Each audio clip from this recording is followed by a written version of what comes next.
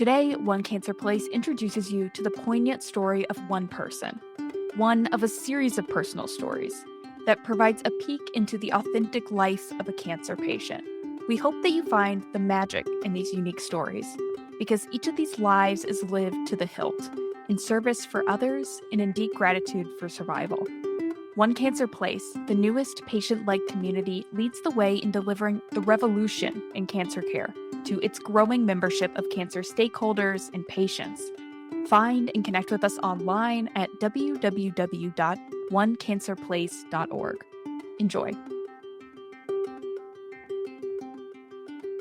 Hi, I'm Sarah. I am here today to talk about my husband's cancer and what we went through in that whole adventure.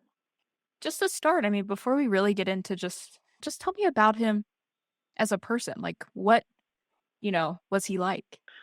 Oh, Nathan was a very, very, very smart, funny, active, great dad, great husband, just a good guy. He was a good man. He was somebody that everybody felt very comfortable around, very enjoyed his presence. He was Hmm. calm, cool, collective, all the things, and nothing really ruffled him, not even cancer. He sounds like a calming presence, the way you describe He's him. very calming presence. Yes, yes. The two of us He are very opposite. So I think that was the attraction. and when did tell me about when you found out he was diagnosed with cancer.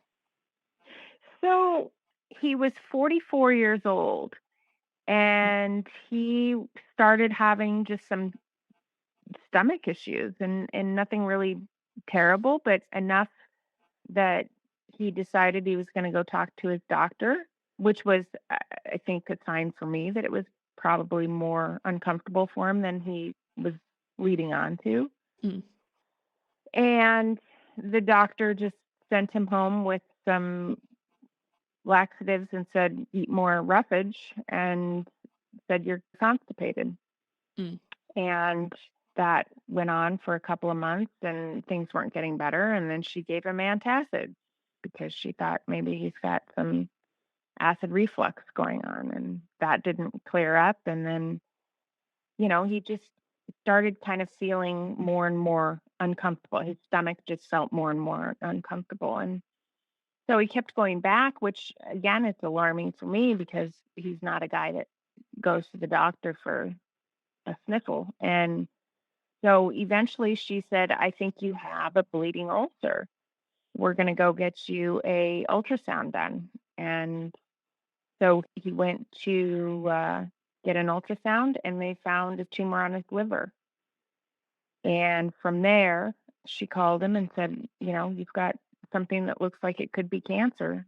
And we're going to have to do a biopsy to make sure that it either is or it isn't. And we have to figure this out. So, like I said, they just saw the tumor on his liver and they biopsied it and they found out it was colorectal cancer.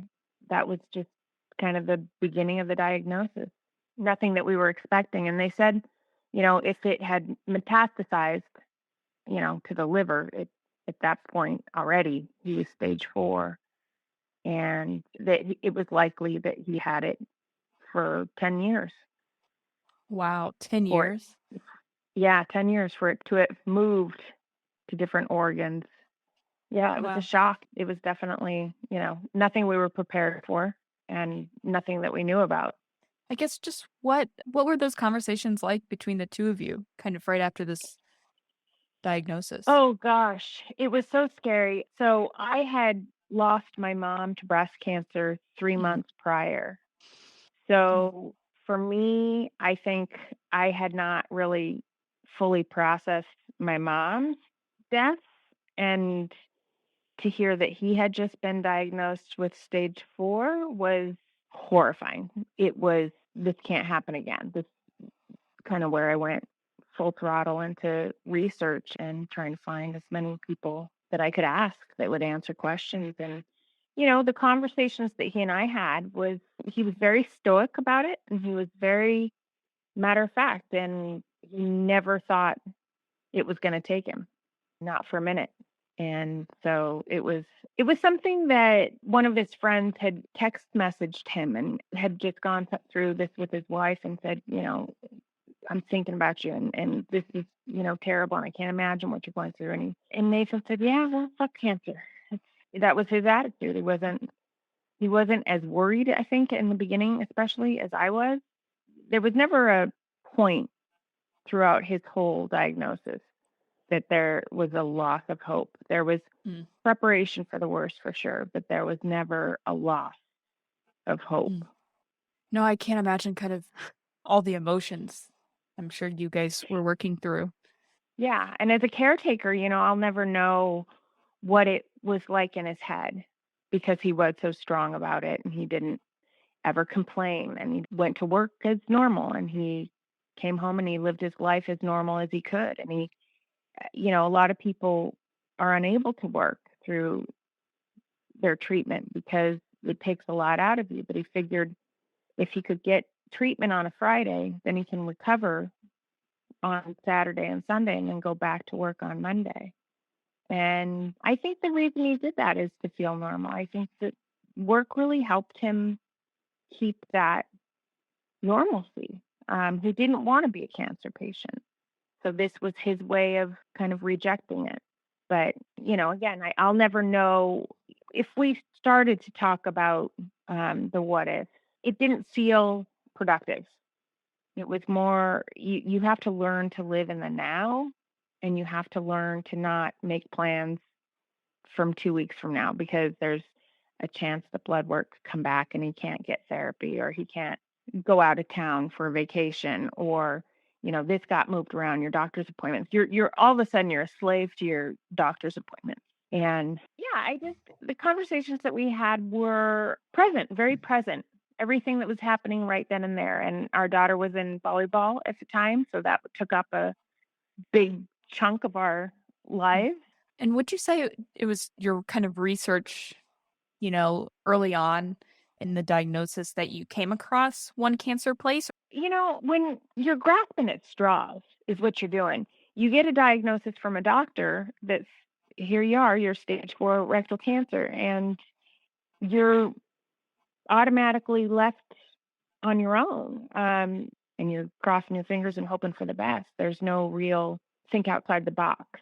You don't know what you don't know. And at diagnosis, you're just, like I said, you're grasping at straws. You're really trying to figure out and learn wherever you can. And I found a community online on Facebook and it was just so random. But, I'm typing in colorectal cancer and these things come up and you kind of pick and choose. You glaze through and some are more support groups and some are more informative and some of them are just symptom solving and just try to find out how to navigate this new normal that is your life. Your world has just been turned upside down and like you've been walking in a certain way at a certain time all your life. And all of a sudden it's like, okay, we're going to switch your legs and put them on backwards now.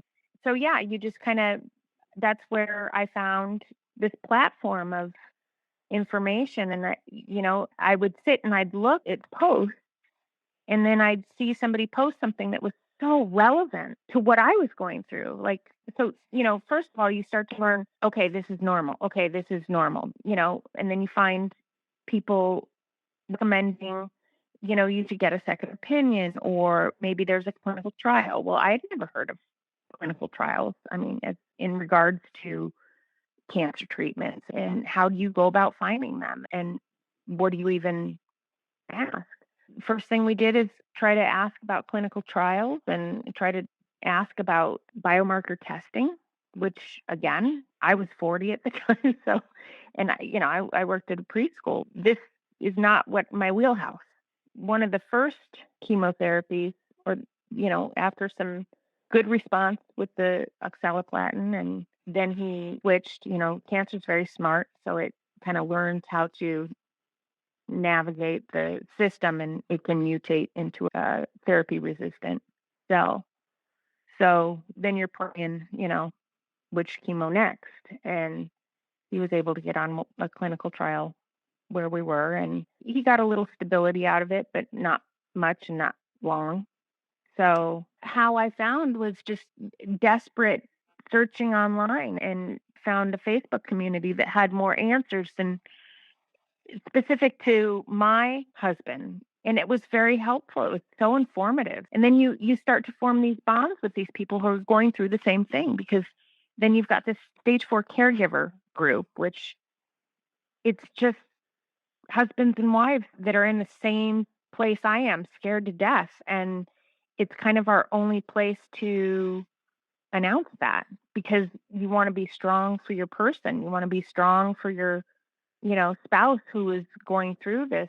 You really try to make it not dramatic, you know? It's already plenty dramatic, and you really want to try to, like I said, just be strong and be helpful and be, their cheering squad, and, just be there when they need you to, if they want to communicate their fears and all that, then you are that person. But, meanwhile, you don't have a person necessarily that you can kind of bounce your fears off of. And that's what I got from this group. And I got validation more than anything else. Just, it's okay to be afraid. We're all really scared and we're all really, trying to figure this out. And sometimes things got really hard, and you feel exhausted and you feel underappreciated and you feel all these things, but you'd never say that because you feel there's that tremendous sense of guilt with feeling, you know,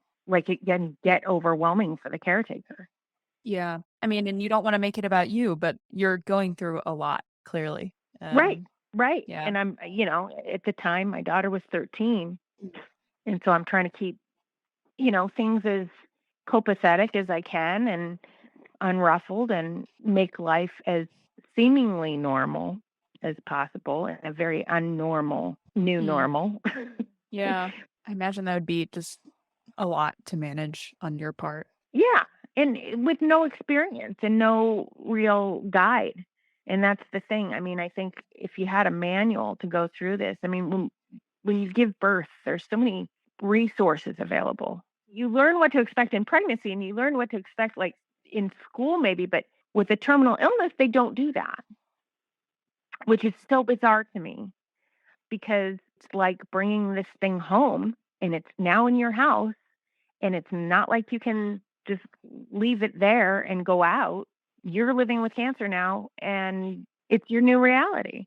So I found this kind of respite in one cancer place and found people to talk to. And some of them are so experienced and know how to navigate the system that they help other people navigate their own diagnosis, which is, I mean, it's remarkable. And I think, skip to today, that's why I am so involved in this, because I got so much out of it. And you kind of find your purpose in that. Provide service to others in an area that you needed so badly yourself. There's something very cathartic about it. And you feel like, okay, this is what I'm supposed to do. So, getting more involved with One Cancer Place, I'm curious just a little bit more about what that has meant for you and brought to you.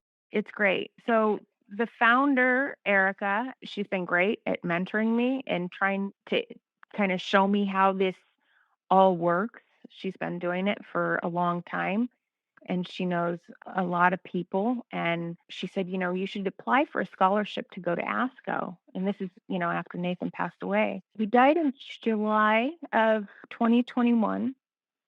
And I went to school. I started taking a phlebotomy course just so that I could get into a hospital. And it was the cheapest, quickest, easiest way for me to get into a hospital was just get my phlebotomy license. And I figured once I get in there, then I can do something. I'd love to do something in clinical trials, whether it be navigation, even if I have to just take blood work for biomarker testing or whatever, just get into the cancer world, because that's where I had just spent 3.5 years, like Mm. getting my doctorate, I feel like. And Yeah. I just wanted a space to have and learn still, because I feel like we've come so far. And that's what I guess I learned so much with going through it with Nathan is, unfortunately, we aren't there yet, but we're getting there and we're getting closer to kind of understanding what cancer is. The whole idea of immunotherapies and the whole idea of any kind of targeted therapy is substantial. And maybe we've been doing it wrong this whole time by giving these, 4 lines of standard of care. And we're just starting to come at it from a different angle. And maybe the combination of the two is really successful, or maybe that, and that's what you learn as you go. And so Erica kind of talked me into applying for a scholarship to go to ASCO, which is in Chicago. That's the American Society of Clinical Oncology's big conference that they do every year. So I applied and I got the scholarship and I thought, wow, this is it's going to be amazing. So we went and there's meetings and meetings and meetings of different new lines of treatment, and you learn like what the latest of the latest is, and you learn who's coming out with what and kind of where people are at. And you see all these patient advocates there. And that's, I think, when I found kind of my place is we had our own, patient advocate room that we could sit and discuss things with other people and realize that, yeah, we got to get this fixed.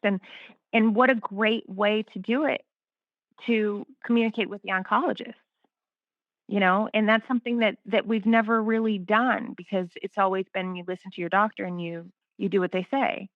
Well, now you can ask questions and they kind of appreciate that and they want to be part of your interest in this. So I think that we're learning so much, and the better informed you are, the better you'll feel about either asking questions or challenging an oncologist, or having that conversation that if there are concerns, like, why would we not do it this way? Or why would, and they should be able to tell you. And if they can't, they should say, you know what, get a second opinion because that's something you should find out. I mean, it is amazing. It just you want people to be kind of empowered. Absolutely. And you feel empowered. And I think that's what cancer patients lack so much is all of a sudden you have this lost sense of control of your life, right? I mean, you no longer have control over what's going on in your body. And but by learning as much as you can, that kind of gives you a sense of the empowerment back. And it saved people by challenging, okay, well, there's a surgical oncologist. He won't do surgery on me. What about that guy? And that guy will. He'll take the risk and he'll do it. And people have found curative treatments that way by just getting the second opinion, third opinion. And that's I think that's the first thing that we learned is get a second opinion. So, to kind of look at wrapping up, I'm kind of struck by the idea that through something so horrible, you found something that you're clearly so passionate about and Yeah. enjoy, it sounds like. I mean, have you kind of reminisced on that, like, or ruminated on that? Yeah, like why? I don't know. Like I said, it's almost like I found my purpose in a weird way cuz I think when you relate to something and you can make sense of something and you can share something with others, it really is a like I said, it's cathartic to Mm. talk about to other people because I did my damnedest to save Nathan. I did everything I possibly could. And that was another reason I think I dove so deep into it because if anything were to happen to him, I never, ever wanted to feel like I wish we would have done this. And I was horrified of living with that for the rest of my life because I think I do have that with my mom's cancer. I didn't jump in and try to learn as much as I could about breast cancer. I took her doctor's word for everything, and I trusted that her relationship with her oncologist was healthy and wonderful. And my mom was a strong advocate for herself, but also very strong about not wanting to take the most aggressive therapy. So you're just trying to gain so much, and then you feel like you've obtained all this information. And then when he died, just felt like, well, now what? You know, if I can help somebody else, and you'll find that somebody you'll talk to has an uncle. Oh, my uncle has colon cancer or had colon cancer. My aunt's going through that. And immediately you find yourself like offering all this. Oh, have they had this biomarker testing? Well, they need to do this. Oh, they need to do that. Or, have they had a second opinion? It's really important for them. And you can't help it. It's almost like you have no option in your calling anymore. You become this person that feels like they know everything about it, and they're going to spill it all over everybody that wants to talk about it. And I certainly don't know all about it, but I can at the very least, try to get everybody talking and communicating together.